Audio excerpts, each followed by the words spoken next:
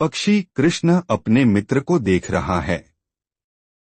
यद्यपि दोनों पक्षी समान गुण वाले हैं, किंतु इनमें से एक भौतिक वृक्ष के फलों पर मोहित है, किंतु दूसरा अपने मित्र के कार्यकलापों का साक्षी मात्र है।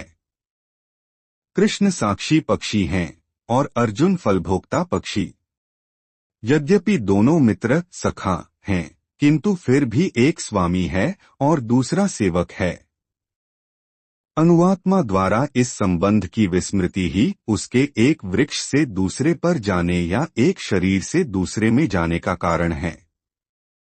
जीव आत्मा प्राकृत शरीर रूपी वृक्ष पर अत्यधिक संघर्षशील है, किंतु ज्यों ही वह दूसरे पक्षी को परम गुरु के रूप में स्वीकार करता है, जिस प्रकार अर्जुन कृष्ण का उपदेश ग्रहण करने के लिए स्वेच्छा से उनकी शरण में जाता है, त्यों ही परतंत्र पक्षी तुरंत सारे शोकों से विमुक्त हो जाता है।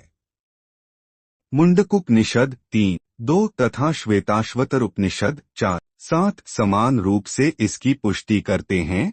समाने वृक्षे पुरुषो निमग्नो निशा शोचति मुह्यमानः जुष्ट यदा पश्यत्यन्यमीश्मस्य महिमान्मिति वीतशोकः। यद्यपि दोनों पक्षी एक ही वृक्ष पर बैठे हैं, किंतु फल खाने वाला पक्षी वृक्ष के फल के भोक्ता रूप में चिंता तथा विषाद में निमग्न है।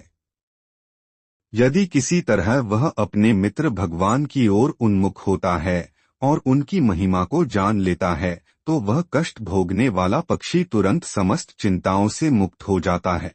अब अर्जुन ने अपना मुख अपने शाश्वत मित्र कृष्ण की ओर फेरा है और उनसे भगवद गीता समझ रहा है। इस प्रकार वह कृष्ण से श्रवण करके भगवान की परम महिमा को समझकर शोक से मुक्त हो सकता है। यहाँ भगवान ने अर्जुन को उपदेश दिया है कि वह अपने पितामह तथा गुरु के देहांतरण पर शोक प्रकट न करे, अपितु उसे इस धर्मयुद्ध में उनके शरीरों का वध करने में प्रसन्न होना चाहिए, जिससे वे सब विभिन्न शारीरिक कर्म फलों से तुरंत मुक्त हो जाएं। बलिवेदी पर या धर्मयुद्ध में प्राणों को अर्पित करने वाला व्यक्ति तुरंत शारीरिक पापों से मुक्त हो जाता है और उच्च लोक को प्राप्त होता है। अथ अर्जुन का शोक करना युक्तिसंगत नहीं है। नैन छिन्दन्ति शस्त्राणि नैन दहति पावकः न चैन केद्यन्त्यापो न शोष्यति मारुतः। 23 न कभी नहीं एनम इस आत्मा को छिन्दन्ति खंड खंड कर सकते हैं, शस्त्राणि हथियार न भी नहीं एनम इस आत्मा को दहति जला सकत।